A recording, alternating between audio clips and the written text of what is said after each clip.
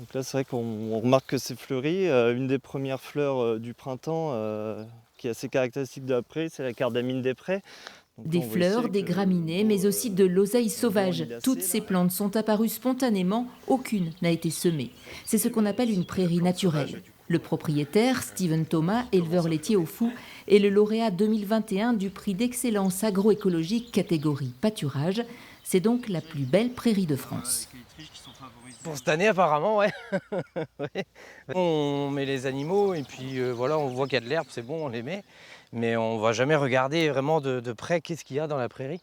Et donc c'est vrai que ça a été très instructif pour moi aussi de voir les botanistes venir sur la prairie.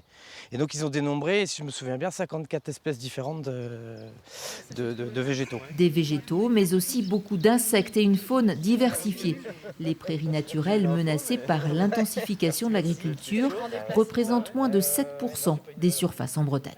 Sur d'autres parcelles, avec d'autres conditions, on ne trouvera pas forcément les mêmes choses. Et si la parcelle a été retournée récemment et ressemée récemment, on va trouver que quelques espèces semées. Et du coup, on n'aura pas toute cette diversité de plantes naturelles. C'est un peu l'intérêt du concours, c'est de récompenser justement ces pratiques qui permettent de garder voilà, une prairie diversifiée, ce qui n'est pas le cas partout. Ce sont les vaches qui entretiennent cette prairie humide imprégnée par des sources. En retour, le troupeau y trouve tous les nutriments nécessaires. Cela renforce l'autonomie de la ferme, notamment l'été. On sait aussi que c'est des milieux qui ont une forte résilience, c'est-à-dire face au changement climatique qui nous attend aussi.